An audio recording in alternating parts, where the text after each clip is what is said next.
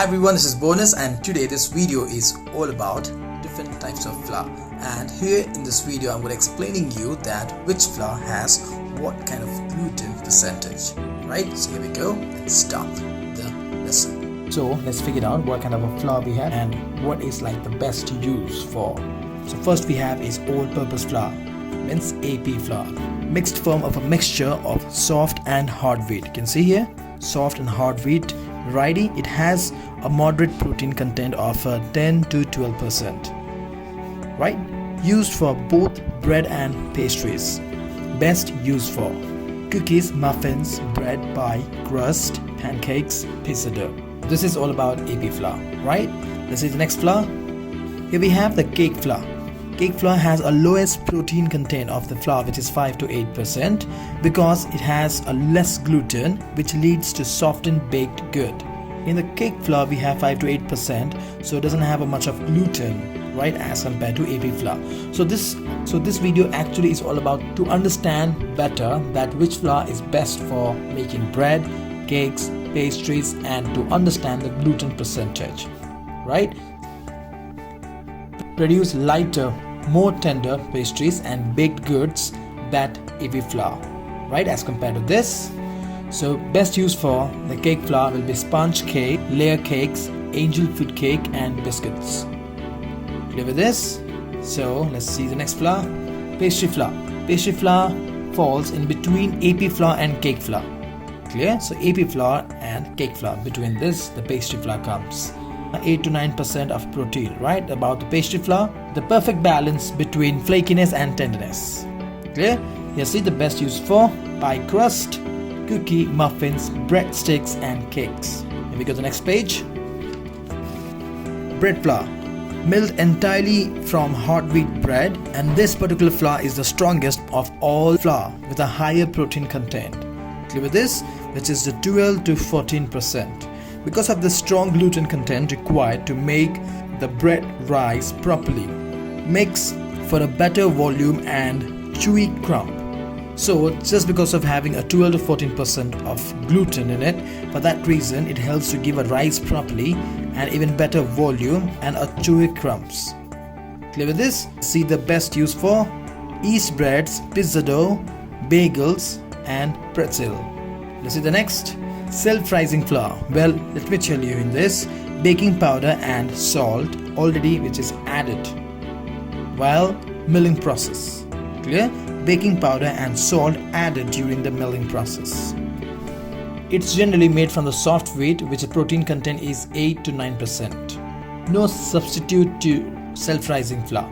If you want to make your own self-rising flour at home, you can see here self-rising flour, which is at home, and it's going to be 1 cup of pastry flour, 1.5 teaspoon of baking powder and 1/4 teaspoon of salt. And this is what about the self-raising flour is ready, right? So this is about self-raising flour. Hope you guys clear with this? And the best uses for pancakes, biscuits and scones, right?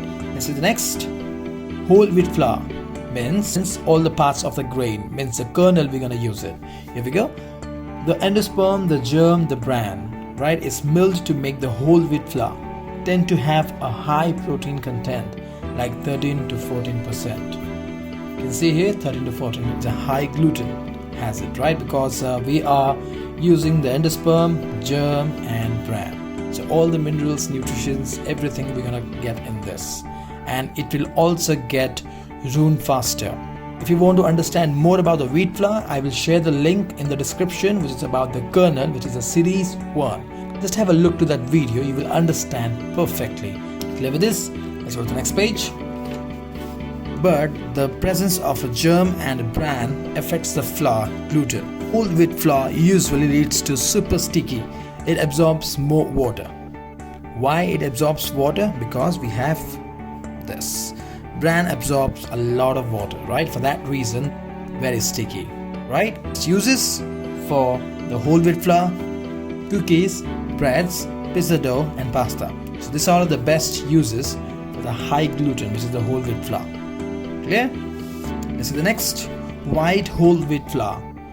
Sound a little similar, but this is something which is additional added here, right? Let's figure out what exactly this is all about.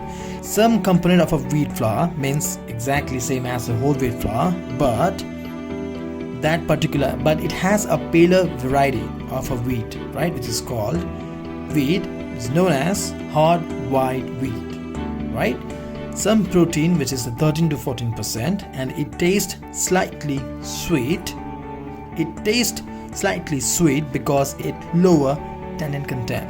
If you want to know more about this, I'll share the link in the description. You can check it out, right? Here we go. The next, high gluten flour, used to increase the protein content of wheat flour, right? So protein content is 13 to 14%. See, the high gluten flour is, we don't really cook with this. We generally add to the wheat flour to balance the gluten, right? For that reason, we're having the additional, which is the high gluten flour. Gluten-free flour can be made from all sort of ingredient bases such as rice, corn, potato, tapioca, buckwheat, quinoa, and sorghum or nuts. Clear? So next we have almond flour. This is the process: blanching almonds in boiling water to remove the skin, then grinding and shifting them into a fine powder, and that's the almond flour ready, right? And this is gluten-free flour. With this, well, the next video is going to be all about gluten-free flour, where I'm going to be explaining you in detail. Clear? Let's turn the page. The next we have is 00 flour. Let's figure out what exactly this is all about. Refers to the super fine texture. You see, super fine powder, right, of the flour, making it easy to roll out to extreme thinness, right, without breaking. Clear with this? Often refers to Italian style flour. So this is known as Italian style flour, the hardest type of wheat with a protein content of 11 to 12%, right? Let's see. Best used for pasta, thin crust pizza dough, flatbread, and crackers. You can see here, thin crust pizza dough, because of the fine texture, and it can be rolled out extreme thinness without breaking, right? For that reason, the best for thin crust pizza. Okay, with this. So the next is durum flour. It's a high variety of spring wheat, is mainly used to make pasta, has a higher protein, which is 13 to 15%. So just understand one thing, that when it comes to the higher protein, the highest amount of protein is durum flour, right? And after that comes the whole wheat flour, or you can say white whole wheat flour. Clear? So first this one, and the second will be the whole wheat flour when it comes to high percentage of gluten, right? Durum wheat flour is Italian flour, and generally we make pasta out of this. And with this, let's see the next, rye flour. Some of you chefs used to call pumpernickel flour. Perfect for baking brown and dry bread.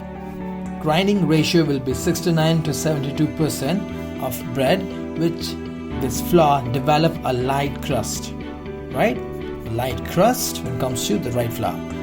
We have one more rye flour, which is last on the list, with the white rye flour, ideal for baking bread and bread rolls. Hope you guys clear with these types of flour, and I'm going to bring a lots more informative video, and this is all about understand the gluten percentage of a flour and what kind of flour we generally use when it comes to baking, and which will be good for the cake, which will be good for the pastries, which will be good for the bread, and how to get a good color. And because you know guys, right, gluten is very important to understand when it comes to baking, right? So just go through once, and yeah, if you have any doubt, please comment below. I'll be definitely look forward and reply you back soon as possible, right? So till then, types of flour, I'll see you next informative video, right? Bye bye.